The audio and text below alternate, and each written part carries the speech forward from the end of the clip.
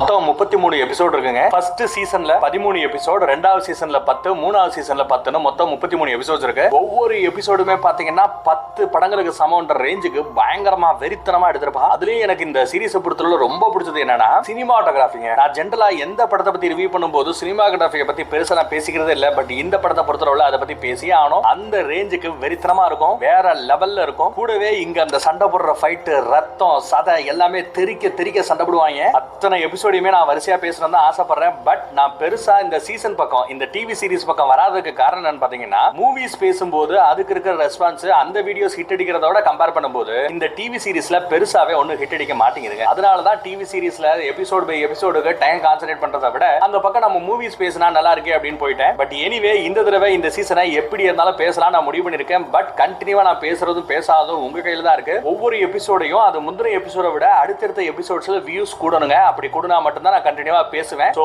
Season பிடிச்சிருந்தா கண்டினியூவா பாருங்க. ரொம்ப பிடிச்சிருந்தா உங்க ஃப்ரெண்ட்ஸ் எல்லாத்துக்குமே வாட்ஸ்அப்ல ஷேர் பண்ணி விடுங்க. எப்படியாவது வியூஸை கூட்டுங்க. அப்பதான் நானும் கண்டினியூ பண்ண முடியும். இந்த ஒரு சீசனை நீங்க சக்சஸா கொண்டு வந்து கொடுத்துட்டீங்கன்னா நான் டெஃபினட்டா அடுத்தடுத்து சூப்பர் சீசன்ஸ் எவ்வளவோ இருக்குங்க. எனக்கு படத்தை விட சீசன்ஸ் தான் உயிர். அது எல்லாத்தையுமே நான் பேச ஆரம்பிப்பேன். சரிவாங்க, இப்போ இந்த சீசனை பத்தி ஒரு ஒன்லைனர் சொல்லணும்னா ஒரு எடுத்துக்காட்டுக்கு சொல்றேங்க. 300 பருத்திவர்கள் படம் பார்த்திருக்கீங்களா? கிட்டத்தட்ட அந்த மாதிரியான ஒரு படம். கிளாடியேட்டர் படம் பார்த்திருக்கீங்க பாத்தீங்களா? அதே மாதிரியான கதை தான். இன்னும் கொஞ்சம் வித்தியாசமா சொல்றேன் பாருங்களேன். 300 பருத்திவர்கள், அந்த 300 பேர் போருக்கு போய் எப்பேற்பட்ட படையெல்லாம் சும்மா புகுந்து விளையாண்டாங்கல்ல. அந்த 300 பேர்ல சில பேரை மட்டும் புடிச்சிட்டு போய் அடிமைகளா இருங்கடா அப்படின்னு ரோமானிய படையில அடிமையா அவங்கள உட்கார வச்சா அவங்க எப்படி புரட்சி பண்ணுவாங்க, எப்படி எல்லாம் அவங்கள ஒரு துவம்சம் பண்ணிட்டு ஹீரோயிசத்தோட மறுபடியும் வெளியே வருவாங்க, இல்ல உசுர கொடுத்து போராடுவாங்க. பருத்தி வீரர்களை அடிமையா வச்சிருந்தா என்ன நடக்கும் அப்படின்னு ஒரு கற்பனையை நீங்க தூண்டி விட்டு பாருங்க. அதற்கான விட தான் இந்த ஸ்பார்டகஸ் படம். ஓவரா தூவம் போட்டுட்டேன். ஃபர்ஸ்ட் எபிசோடுங்கிறதுனால இவ்வளவு தூவம். அடுத்தடுத்த எபிசோட்லாம் சும்மா டப்புன்னு போய்கிட்டே இருப்போம். வாரத்துக்கு 2 எபிசோட் அப்படிங்கிற மாதிரி நான் ரிலீஸ் பண்ற ஐடியால இருக்கேன். சரி வாங்க இந்த டிவி சீரிஸோட கதைக்குள்ள போகலாம். இந்த படத்தோட இந்த டிவி சீரிஸோட ஸ்டார்டிங் சீன்ல ஒருத்தனை காமிக்கிறாங்க. அவன் மூஞ்சில ஏதோ ஒரு பயம் தெரியுது, பதட்டம் தெரியுதுங்க. சங்கிலியால இவனை கட்டி போட்டு வச்சிருக்காங்க. அதே நேரம் ஒரு கூட்டம் பயங்கரமா கத்திக்கிட்டு இருக்கானுங்க. அப்படியே கேமரா இவன் உட்கார்ந்துட்டு இருக்கான் பாத்தீங்களா, கட்டி வச்சிருக்காங்க சங்கிலியில. அந்த இடத்துல இருந்து அப்படியே மேல கொண்டு போய் காமிச்சா இவன் உட்கார்ந்து இருக்கிறது கிளாடியேட்டர் படம் பார்த்திருக்கீங்களா? இந்த ரோமானியர்கள் பாத்தீங்கன்னா நிறைய அடிமைகளை புடிச்சிட்டு வந்து அவங்களுக்குள்ள சண்டை போட விட்டு அதை பார்த்து ரசிப்பானுங்க. அப்பேற்பட்ட ஒரு மைதானம், ஒரு கிரவுண்ட் இருக்குங்க. அந்த கிரவுண்டுக்கு கீழே தான் அவன் இருக்கான். மேல ஒரு குண்டை சண்டை போட்டு இருக்கான் பாத்தீங்களா? இவன் யாரு அப்படின்னு நினைக்கிறீங்க? கீழே இருக்கிற அந்த பயந்துகிட்டு இருக்கான் பாத்தீங்களா, அவனோட ஃப்ரெண்டுங்க. அவன ஒரு முகமுடி போட்டவன் அநியாயத்துக்கு அடிக்கிறான், ரத்தம் சொட்ட அடிக்கிறான். அந்த ரத்தம் எல்லாம் பாத்தீங்கன்னா மேல அந்த கிரவுண்டுல பட்டு கீழே இவங்கள சங்கிலியில கட்டி வச்சிருக்காங்க பாத்தீங்களா? அந்த பக்கம் ஊத்துதுன்னா பாருங்களேன். நம்ம இந்த பயல சுத்தி நிறைய சங்கிலிகள் எம்டியா இருக்கு. அப்ப யாரும் இங்க கட்டப்பட்டிருக்காங்க, இப்ப யாருமே இல்ல. கடைசியா நம்ம இந்த பயம் மட்டும் தான் மிச்சமா இருக்கா. சங்கிலியில கட்டி இருந்த மித்த பசங்களுக்கு என்னாச்சு ஏதாச்சு அப்படிங்கறத நமக்கு இன்னும் காமிக்கல. இப்போ இந்த பயந்தாங்கோலி பயலோட பிளாஷ்பேக்கை நம்ம பார்க்க போறோம். 300 பருத்திவர்கள் எப்படி யூனிஃபார்ம் போட்டுருப்பாங்க பாத்தீங்களா? அதே மாதிரியான யூனிஃபார்ம் தான் போட்டிருக்காங்க. அதுல ஸ்பார்ட்டா அப்படின்னு ஒரு கிராமத்தை சேர்ந்தவங்க தான் நம்ம 300 பருத்திவர்கள். இந்த இதுல தெர்ஷியா அப்படிங்கிற ஒரு கிராமம், அந்த கிராமத்தை சேர்ந்தவன் தான் இந்த பயந்தாங்கோலி ஆளு. கையபையா கத்திக்கிட்டு இருக்காங்க. எதுக்கு யாரு பேசிட்டு இருக்கா அப்படின்னா, ரோமானியபுர ஒரு பெரிய செனட்டர் இருப்பாரு. எப்படி நம்ம இங்க தமிழ்நாட்டுல வந்து அமைச்சர்னா எவ்வளவு பெரிய பதவியோ அந்த மாதிரி ஒரு பதவி செனட் பதவி. அப்படி செனட்ல பதவியில் இருக்கிற ஒருத்தரோட மருமக இங்க பேசிக்கிட்டு இருக்கான். ஒரு படை தளபதி. இவங்க எல்லாம் யாரு? ரோமானியர்கள். இந்த பக்கம் இந்த பயந்தாங்கோலி பையன் இருக்கான் பாத்தீங்களா? இவன் யாரு? தெர்ஷியா கிராமத்தை சேர்ந்தவன். எதுக்குடா இவன் வந்திருக்கான் அப்படின்னு பாத்தீங்கன்னா, இந்த ரோமானிய தளபதி பக்கத்துல ஒரு படம் இருக்குங்க, கெடாய் அந்த இனத்தோட பேரு. அதாவது காட்டுவாசி கூட்டம் கெடாய். அவனுங்க அப்பப்ப இந்த நாட்டுக்குள்ள பூந்து போர் புரியுறது, அங்க இருக்கிற கிராமத்தை அழிக்கிறது, அங்க இருக்க பொண்ணுங்களை இழுத்துட்டு போய் ரேப் பண்ணி கொல்றது அப்படின்னு சொல்லி நிறைய சேட்டை பண்ணிட்டு இருப்பாங்க. அவங்களை எதிர்த்து இந்த கிராமத்து ஆளுங்க அப்பப்ப சண்டை வந்தா சண்டை போட்டுக்கிட்டு இருப்பாங்க. எப்படியோ சமாளிச்சு வண்டி ஓடிக்கிட்டு இருக்கும். இப்போ இந்த ரோமானிய படத்துல எதுக்கு வந்திருக்கானா, அவனோட நாட்டை எல்லையை விரிவுபடுத்த போறானா. உங்க கிராமத்தை நான் எதுவும் பண்ண மாட்டேன், எனக்கு அந்த கெடாய் கூட்டத்தை இங்க இருந்து நம்ம விரட்டணும், இல்லனா அவங்க முன்னேறி வந்து எங்க நாட்டுக்குள்ளேயே வந்துருவாங்க, அதுக்கு நீங்க எனக்கு சப்போர்ட் பண்ணணும் அப்படின்னு கேட்க வந்திருக்கான். இந்த கிராமம் ரோமானியர்கள் இருக்கான் பாத்தீங்கன்னா, அவங்களோட எல்லையில இருந்து கொஞ்சம் தள்ளி இருக்கிற கிராமம். நாங்க உங்களுக்கு எதுக்கு ஹெல்ப் பண்ணணும் அப்படின்னு முடியாதுன்னு இங்க இருக்கிற எல்லா பெருசுகளும் பேசிட்டு இருக்கும்போது அந்த பயந்தாங்கோலி பையன் இருக்கான் பாத்தீங்களா, அவன் ரொம்ப தைரியமா பேச ஆரம்பிக்கிறான். அந்த கெடாய் கூட்டம் அப்பப்ப வந்து எங்களை டார்ச்சர் பண்ணிட்டே தான் இருப்பாங்க, அதுக்கு நிரந்தர தீர்வு வேணும். நீங்க வந்து நாடு பிடிக்க வரீங்க, எல்லையை விரிவாக்க வரீங்க, அது உங்க பஞ்சாயத்து நீங்க பண்ணிக்கங்க. ஆனா எங்களுக்கு தேவை அந்த கெடாயை நிரந்தரமா இங்க இருந்து வெளியே துரத்தணும். கெடாய் இனத்துல அந்த படை வீரர்கள் ஒருத்தம் கூட உயிரோடு கூடாது. எல்லா பேரும் சாகுற வரைக்கும் நான் உங்க கூட இருப்போம். உங்களோட போர்ல துணையா நாங்க போர் புரிவோம். ஆனா ஒன்ஸ் அந்த கெடாய் கூட்டத்தை நம்ம அழிச்சிட்டோம்னா நாங்க ரிட்டர்ன் வந்துருவோம். அதுக்கப்புறம் நீங்களாச்சு உங்க படையாச்சு உங்க போராச்சு அப்படின்னு இவன் பேசுறது நல்லா தான் இருக்கு அப்படின்னு சொல்லி இந்த கூட்டமும் அவன் பின்னாடி வராங்க. சரின்னு ஒத்துக்கிறாங்க. அப்புறம் அவன் போறான். போய் அவனோட பொண்டாட்டிய பாக்குறான். இந்த மாதிரி நான் போர் போறதுக்கு ஒத்துக்கிட்டேன், ரோமானியர்களோட சேர்ந்து அந்த கெடாய் காட்டுவாசி கூட்டத்தை எதிர்த்து நம்ம சண்டைக்கு போறோம் அப்படிங்கிறான். இவளுக்கு அதுல பெருசா விருப்பம் இல்ல அப்படின்னாலுமே தான் புருஷன் வாக்கு கொடுத்துட்டான் அப்படிங்கிற ஒரே காரணத்துக்காக இவளும் சரின்னு ஒத்துக்கிறான். பிரியா விட கொடுத்துட்டு அங்க இருந்து அவன் கிளம்புறான், போருக்கு கிளம்புறான். அப்படி இப்படி போகும்போது கூட தன்னோட நினைப்பு தான் பொண்டாட்டிக்கு எப்பவுமே இருக்கணும் அப்படின்றதுக்காக துணியில லைட்டா கிழிச்சு அதை இவளுக்கு கட்டி விடுறான். ஜென்ரலா கழுத்துல கட்டி நம்ம பார்த்திருப்போம். இவங்க என்ன பண்றாங்க பாருங்க, இடுப்பு பக்கத்துல அந்த தொடக்கை பக்கத்துல கட்டி விடுறான். அப்பதான் இவனோட நினைப்பு அங்க இருக்கும் போல. அப்படியே இவன் போகும்போது அந்த 300 பெருத்தவர்கள் மாதிரியே யூனிஃபார்ம் போட்டிருப்பாங்க, அவங்க மாதிரியே அந்த முகக்கவசம் போட்டிருப்பாங்க. அவன் ஓடுறதுலேயே கொஞ்ச நேரத்துல அது ஒரு படையா ஒரு பெரிய போர் சண்டையா நடந்தா எப்படி இருக்குன்ற மாதிரி விஷுவல்ல மாத்தி மாத்தி சினிமாட்டோகிராஃபி பண்ணிருப்பாங்க பாத்தீங்களா. இதைத்தான் நான் போது தள்ளிட்டு இருந்தேன். பயங்கர சண்டை, ஏகப்பட்ட பேரை அடிச்சு துவம்சம் பண்றாங்க. அந்த கடாய் காட்டு வாய்ஸ் கூட்டத்தை சும்மா அடிச்சு மிதி மிதி ஒத ஒத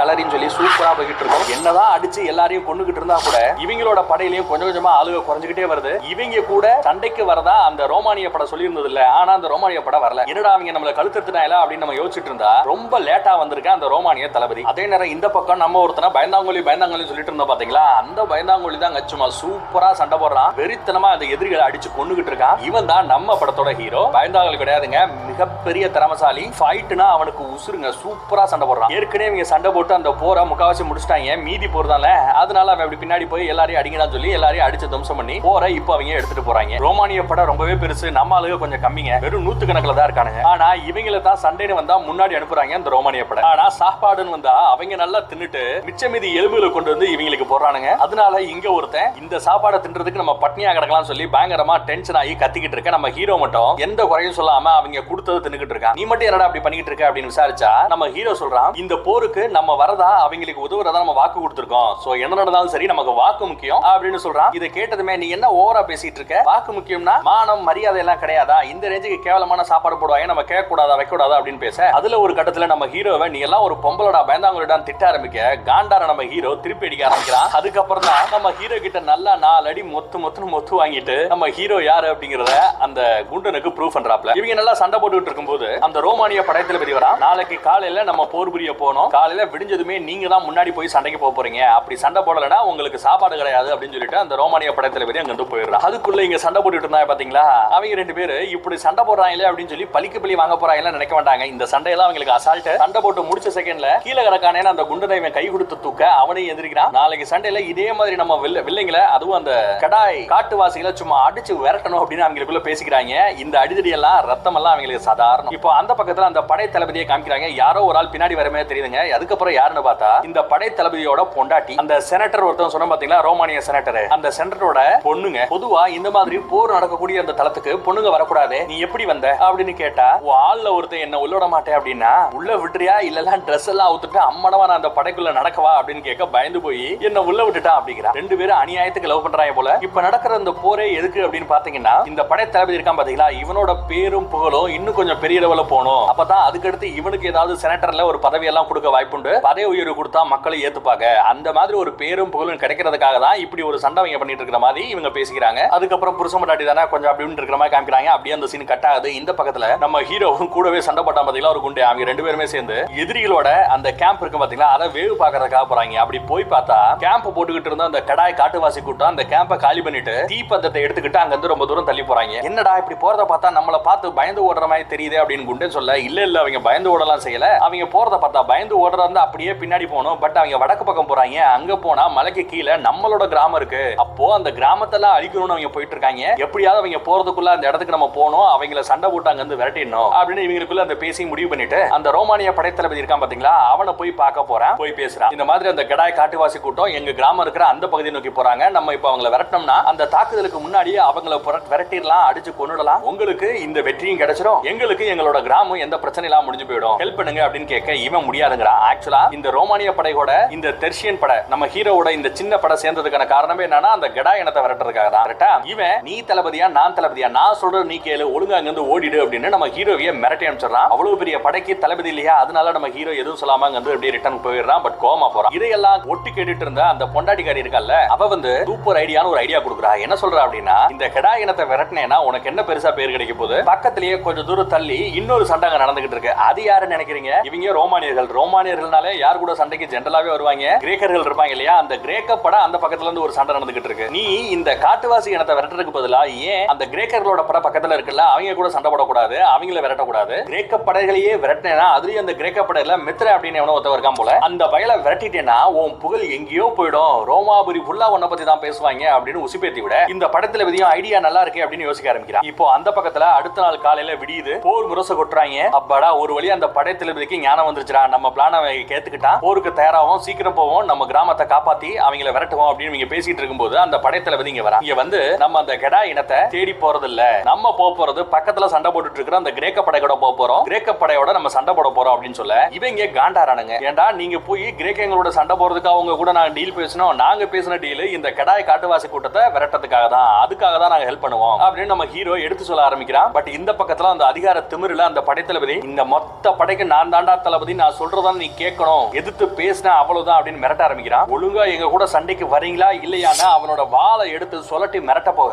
அதே நேரம் வெட்ட வரானோ அப்படின்னு நம்ம ஹீரோ அந்த குதிரையோட கழுத்துல கயிறு மாட்டிருப்பாங்கல்ல, அந்த கயிறை பிடிச்சி இழுத்துற அப்படியே அந்த குதிரை மேல குதிக்க குதிரை மேல உட்கார்ந்துட்டு இருந்த இவ்வளவு பெரிய அதிகாரி அந்த படை தளபதி பொத்துன்னு கீழே விழுறாங்க. எவ்வளவு பெரிய அவமானமா அந்த ரோமானிய படைக்கு தெரியும். ரோமானிய படை அதோட கேம்ப் எல்லாம் பாத்தீங்கன்னா மலைக்கு கீழே இருக்கு. இங்க நம்ம ஹீரோ கூடயும் இவங்க கூடயும் பேசுறதுக்காக ஒரு 4-5 பேர் தான் வந்திருப்பாங்க. அவங்க சும்மா இருப்பாங்களா? எல்லாரும் அடிச்சு கொல்லுடா சொல்ல அதுக்குள்ள இவங்க விசாரிச்சு இவங்க திருப்பி அடிக்க ஆரம்பிக்க ஒன்னா ஒரே படையில இருந்து சண்டை போட வேண்டிய இந்த 2 பேருமே மாத்தி மாத்தி சண்டை போட்டுக்கிட்டு இங்க இந்த மேட்டரை சொல்ல வந்த அந்த ரோமானிய படையில அந்த படை தளபதியை தவிர மீதி எல்லா பேரையுமே அடிச்சு கொண்டுறானுங்க. அதுல ஒருத்த மட்டும் தப்பிச்சு போக பார்க்க கீழே ஒருவேளை போனானா அந்த கேம்ப்ல இருக்கிற மொத்த பேர் வந்து இவங்கள சட்னி பண்ணிடுவானுங்க. அதுக்குள்ள நம்ம ஹீரோ ஈட்டியை எரிஞ்சு அவனை கொன்னு எப்படியோ இந்த பிரச்சனை வெளியே போகாம தடுத்து நிப்பாட்டினா கொஞ்ச நேரத்துக்கு படை தளபதி இங்க மயக்கம் போட்டு கிடக்கான். அவன் மயக்க தெளிஞ்சானா கண்டிப்பா நம்மளை தேடி வருவான். அதுக்குள்ள எப்படியா நம்ம மூட்டை முடிச்சு கடைச்சிட்டு இங்க இருந்து எப்படியா போயிடணும் அப்படின்னு சொல்லிட்டு எல்லாரும் இங்க இருந்து ஓட ஆரம்பிச்சாங்க. அவங்க கிராமத்துக்கு போறாங்க. அந்த பக்கம் நம்ம ஹீரோவோட பொண்டாட்டியை காமிக்கிறாங்க. கிராமத்துல இருந்து கொஞ்சம் தூரம் தகுதி ஒரு எல்லை பகுதி இருக்கும், அங்க மூலிகை மருந்து இருந்தையோ பறிச்சுக்கிட்டு இருக்க இந்த கெடாய் காட்டுவாசி கூட்டம் வருது,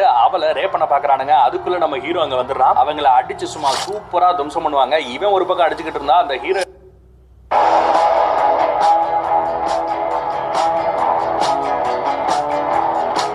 Hey Meta, tell me about this movie. Heroine சும்மா கலச்ச வயலன கையில ஒரு கத்தி எடுத்துக்கிட்டு அவளும் சண்டைக்கு போறா. ஒரு கட்டத்துல நம்ம ஹீரோவையே ஒருத்தன் கழுத்து நெரிச்சு கொல்ல பாக்க எதுக்குடா கஷ்டப்படுற அப்படிங்கிற மாதிரி நம்ம ஹீரோயின் பின்னாடி இருந்து ஒரு கத்தியை எடுத்து அப்படியே அவனோட முதுகு தண்டுல மேல இருந்து கீழே ஒரு இறக்கவா பாருங்களேன். சம்பவ இடத்துலயே அவங்க எல்லாம் செத்து போவாங்க. எப்படியோ இந்த காதல் பறவைகள் நம்ம ஹீரோயினும் அங்க ஒண்ணு சேர்ந்துறாங்க, கிஸ் பண்றாங்க. ஆனா அங்க ஒரு துரதிர்ஷ்டம், அவங்களோட கிராமம் மொத்தமும் எரிஞ்சு போயிடுதுங்க. இந்த கடாய் காட்டுவாசி கூட்டம் அவங்கள அழிச்சிடறானுங்க. அவ்வளவுதான், எல்லாம் போச்சு. இன்னொரு பக்கம் அந்த ரோமானிய படைத்தளபதி நம்மளை தேடி வருவான். பேசாம இந்த கிராமத்தை விட்டு நம்ம ஓடி போறதா நல்லது அப்படின்னு முடிவு பண்றாங்க. இப்போ மொத்தம் இருக்கு கிழக்கு மேற்கு வடக்கு தெற்கு தானே 4 திசை இருக்கு. அதுல ஒரு திசையில கிரேக்க அவங்களோட போர் நடந்துகிட்டு இருக்கு, அந்த கிரேக்க பட பிரச்சனை. இன்னொரு பக்கம் இந்த கடாய் கூட்டம் இப்படி ஒரு இடத்துல போயிட்டு இருக்காங்க. அப்புறம் இன்னொரு எண்டுல ஒரு பெரிய மலை, இந்த பக்கத்துல ரோமானிய படை வெட்டிட்டு வருது. சோ 3 திசையில அவங்க போகவே முடியாதுன்னு சொல்லி 4வது ஒரு திசையை தேர்ந்தெடுத்து இந்த பக்கத்துல நம்ம போயிட்டே இருக்கலாம் அப்படின்னு முடிவு பண்ணி கொஞ்சம் தூரம் அப்படியே போயிட்டே இருக்காங்க. அன்னைக்கு நைட்டும் ஆயிடுதுங்கிறதுனால ஒரு சின்னதா ஒரு கேம்ப போட்டு அங்கேயே தங்கிடுறாங்க. கொஞ்சம் முன்ன பின்ன இருக்காங்க, அப்படியே தூங்கவும் செஞ்சுறாங்க. காலையில விடியுதுங்க. விழிஞ்சு முடிச்சதுமே ஏதோ ஒரு நிழல் இவங்களோட அந்த கேம்ப் பக்கத்துல வர மாதிரி தெரியுதுங்க. அதுக்கப்புறம் என்னடா அப்படின்னு பார்த்தா நம்ம ரோமானிய படத்துல தாங்க கூட 4-5 பேரை சூட்டிட்டு வந்திருக்கான். இவங்க உடம்புல ஒட்டு துணி இல்லாம இருக்கும்போது கூட அவங்களை அப்படியே பிடிச்சிடறாங்க. ஒரு பக்கம் நம்ம ஹீரோயினை அப்படியே தரன்னு இழுத்துட்டு போறாங்க. நிறைய சென்சார் பண்ணி தாங்க போட வேண்டியிருக்கும் இந்த சீசன் ஃபுல்லாவே. இன்னொரு பக்கம் நம்ம ஹீரோ என் பொண்டாட்டியை விட்டுருங்க கதறுவான். பட் அவன் பேச்சே கேட்க மாட்டாங்க. நம்ம ஹீரோயினை ரேப் பண்றாங்க. அங்க இருந்து அப்படியே அவளை தரன்னு இழுத்துட்டு எங்கேயோ தூக்கிட்டு போறானுங்க. நம்ம ஹீரோவை துரோகி அப்படின்னு முத்திர குத்தி இவனுக்கு மரண தண்டனை கொடுத்திருக்காங்க. அதுவும் ரோமானிய மக்களோட முன்னாடி தான் இவனை தண்டிக்க போறாங்களா. அந்த படை தளபதி மூஞ்சிலேயே ஒரு குத்து விடுவான். அப்படியே அவன் மயங்கர மாதிரி காமிக்கிறாங்க. திருப்பி முழிக்கும் போது எவங்க எல்லாம் இந்த படையில இருந்து தப்பிச்சு போனாங்களோ, அவங்க கிராமத்துக்கு போனாங்களோ, அவங்க எல்லாருமே பிடிச்சிட்டு வந்திருக்காங்க. ஒரு கப்பல்ல சங்கிலியால கட்டப்பட்டு இருக்காங்க. நம்ம ஹீரோ முழிக்கும் போது நடு கடல்ல சங்கிலியால கட்டப்பட்ட நிலைமையில முழிக்கிறான். சுத்தி இருக்கிறவங்க தான் என்ன மேட்டர் நடந்தது அப்படிங்கறதெல்லாம் சொல்றான். நம்ம எல்லாருமே பிடிச்சிட்டாங்க, நம்ம கிராமத்துல இருந்து எல்லாத்தையும் அழிச்சிட்டாங்க, நம்ம வீட்டு பொம்பளை எல்லாத்தையுமே அடிமைகளா வித்துட்டாங்க, ஓம் பொண்டாட்டியும் அடிமைகளா வித்திருப்பாங்க அப்படின்னு இங்க இந்த குண்டே ஃப்ரெண்ட் ஒருத்தன் தான் பாத்தீங்களா, அவன் எல்லாத்தையும் எடுத்து சொல்றான். இப்போ அந்த ரோமாபுரியை காமிக்கிறாங்க. படைத்தளபதி திரும்ப வந்துட்டான். என்ன இவ்வளவு சீக்கிரம் வந்துட்ட அப்படின்னு கேட்டா இவங்களோட ஐடியா என்ன, அந்த காட்டுவாசி கூட்டத்தை விரட்டுறதுக்கு பதிலா அந்த கிரேக்க படை கூட போகலாம், அவங்க கூட சண்டை போடலாம்னு போனாங்கல்ல. அப்படி போகும்போது கூடவே இந்த சின்ன சின்ன படைகள் நம்ம ஹீரோட படை இது எல்லாத்தையுமே பாத்தீங்கன்னா கொஞ்சம் பிரச்சனை வந்து அவங்களும் வந்துடுறாங்க. அப்படிங்கிறதுனால பெருசா இவனால தாக்கு பிடிக்கவே முடியலங்க. அந்த போரை சமாளிக்க முடியாம போன படையில பாதி அழிஞ்சே போச்சு. மீதி பாதியை வச்சுக்கிட்டு சண்டை போறதை விட வரதே மேல் அப்படின்னு திரும்ப வந்திருக்கான். வெறுங்கையை வீசிட்டு வந்தா பிரச்சனைன்னு சொல்லிட்டு இவனுக்கு துரோகமா அந்த கிராமத்தை சேர்ந்தவனுங்க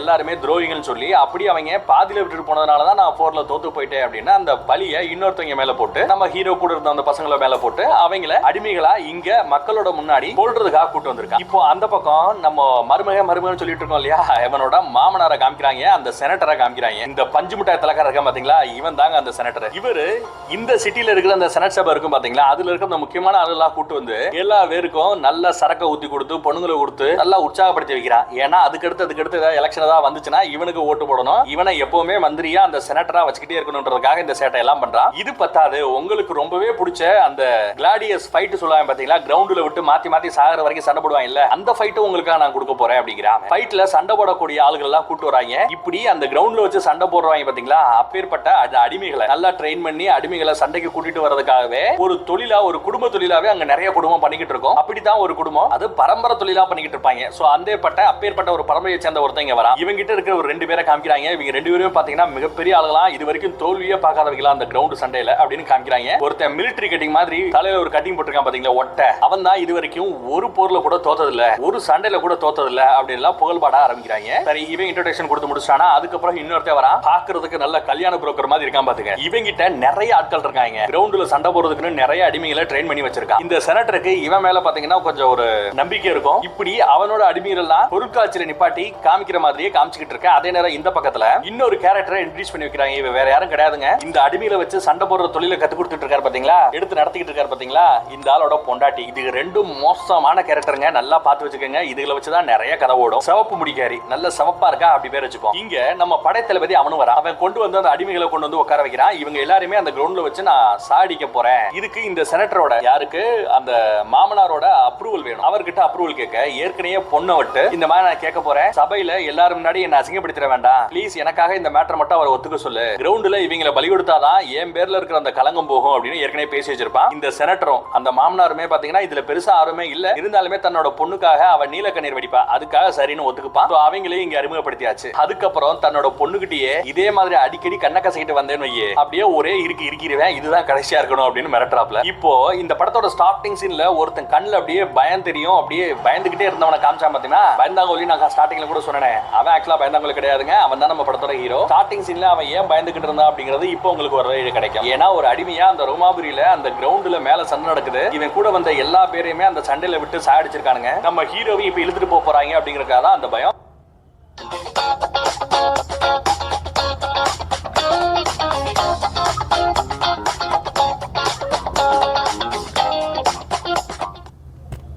So my boss just flagged my message and asked me if it was AI. When something like this happens, I don't need to rewrite everything. I drop it in Coolbox. But அந்த பயத்தை எல்லாத்தையும் தாண்டி நம்ம hero மறந்து பிடிக்க அவனை தர இழுத்துட்டு வராங்க. அவன் கையில போட்டு அந்த சங்கிலியை அவுத்து விட்டுட்டு அவன் கையில ஒரு கத்தியை கொடுத்துட்டு அங்க ஒரு கேட் இருக்கும், அங்க கேட்டை ஒட்டி நிக்க வைக்கிறாங்க.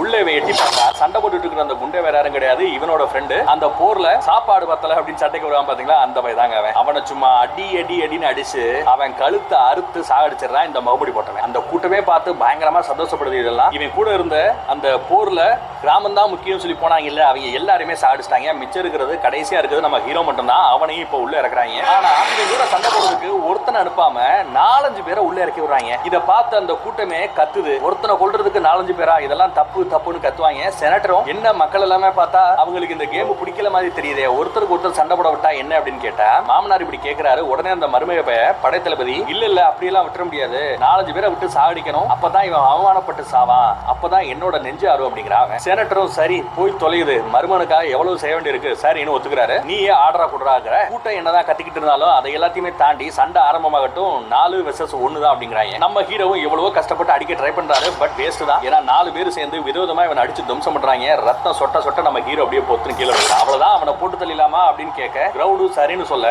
அவனை போட்டு தள்ளுறதுக்காக ஒருத்தர் வராங்க. அப்ப நம்ம ஹீரோக்கு ஒரு பிளாஷ்பேக் வருது. அவனோட பொண்டாட்டி சொல்லிருப்பா, அவளை இழுத்துட்டு போகும்போது விடாத எல்லா பேரையும் கொல்லு அப்படின்னு சொல்லிருப்பா பாத்தீங்களா, அந்த சவுண்ட் அவனுக்கு கேட்டுக்கிட்டே இருக்க இந்த செகண்ட்லயே அப்படியே வாள் எடுத்து வெட்டவரனோட வயிற்றுலயே ஒரு சொல்லு. கூட்டம் இதை பார்த்து பயங்கர சந்தோஷப்படும். வயிற்று அப்படியே கிழிச்சு எரியும் போது ரத்தம் எல்லாம் செதற படுகொடுதமா இருக்கும். அடுத்து இன்னொருத்தவன் ஈட்டி எடுத்துட்டு வருவான், அவனையும் வெட்டு. இன்னொருத்தன் வலை மாதிரி எடுத்துட்டு வருவான், அவன் கையில வெட்டு. அடுத்து வரவே கூட சண்டைன்னு சூப்பரா அடிச்சு ஒருத்தவன் கையை வெட்டி தள்ளுவான். கை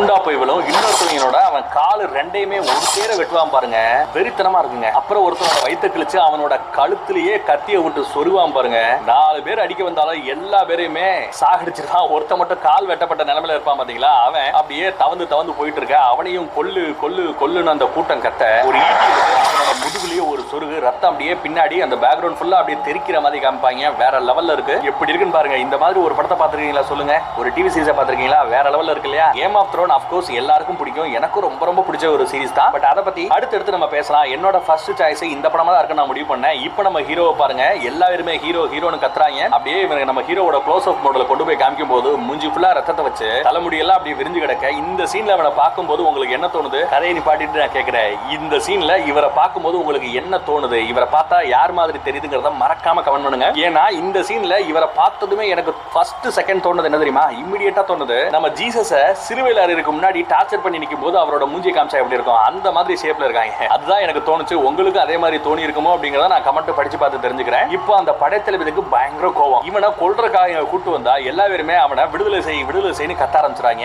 ஏன்னா ஒரு போட்டியில ஜெயிச்சா மக்களோட விருப்பம் எதுவோ அதை வந்து அந்த செனட்டர் வந்து நிறைவேற்றணும். மக்கள் எல்லாரும் விடுதலையை தான் எதிர்பார்க்கறாங்க. நான் விடுதலை கொடுக்கவா அப்படின்னு கேட்க, அப்படி கொடுத்தீங்கன்னா அது எனக்கு அவமானம் அப்படின்னு இந்த படைத்தளபதி சொல்றான். விடுவிக்கலாமா வேண்டாமா அப்படின்னு பேசிட்டு இருக்கும்போது இங்க பக்கத்துல அந்த அடிமையில வச்சு ட்ரைனிங் பண்ற அந்த பரம்பரையை சேர்ந்த ஒருத்தர் இருக்கான் பாத்தீங்களா, அந்த சிவப்பு முடிக்காரியோட புருஷன், அந்த பையன் ஒரு ஐடியா கொடுக்குறான். என்ன சொல்றான்னா, பேசாம நீங்க அவனை விடுதலை பண்ணுங்க, பட் அவனை நான் விலைக்கு வாங்கிக்கிறேன், அவனுக்கு நீங்க உயிர் பிச்சை கொடுங்க, ஆனா விடுதலை வேண்டாம், அதுக்கு பதிலா நீங்க எவ்வளவு விலை சொல்றீங்களோ அந்த விலை கொடுத்து அவனை வாங்கிக்கிறேன், அவனை நான் ட்ரெயின் பண்றேன், அடுத்தடுத்த சண்டைகளை அடிமைகளா அவனை உள்ள இறக்கி விடலாம். உங்களுக்கு எந்த பிரச்சனையும் கிடையாது, நீங்க விடுதலை பண்ண வேண்டாம். அந்த பக்கம் உங்க மருமையை எதிர்பார்க்கறது என்ன, அவன் சாகணும்னா அப்கோர்ஸ் நாங்க கொடுக்குற ட்ரைனிங்ல தாங்க முடியாம அவன் அந்த ட்ரைனிங்லயே செத்து போறதுக்கு வாய்ப்பு உண்டு. உங்க மருமனுக்கு எந்த பிரச்சனையும் இல்ல, எனக்கும் ஒரு வீர கிடைச்ச மாதிரி இருக்கும், உங்களுக்கும் கஜானாக்கு காசு சேரணும் ஒரு ஐடியா கொடுக்க, ஐடியா நல்லா இருக்கே அப்படின்னு ஒத்துக்குறாங்க. கூட்டம் அவனை விடுதலை செய், அவனை விடுங்க, அவனை கொன்னுடாதீங்கன்னு கத்த, இவன் அவனை கொல்ல மாட்டோம், அவனுக்கு கொலை தண்டனை கிடையாது அப்படின்னு அனௌன்ஸ்மென்ட் பண்ண அந்த கூட்டமே பாத்தீங்கன்னா பயங்கரமா ஆர்ப்பரிக்கும். ஆனா விடுதலை கிடையாது, ஏன்னா அடிமையா அந்த சண்டை போறதுக்கான ட்ரைனிங்ல இவன் போறான். சரி, இந்த வீரனோட பேர் என்ன அப்படின்னு நம்ம செனட்டர் கேட்டா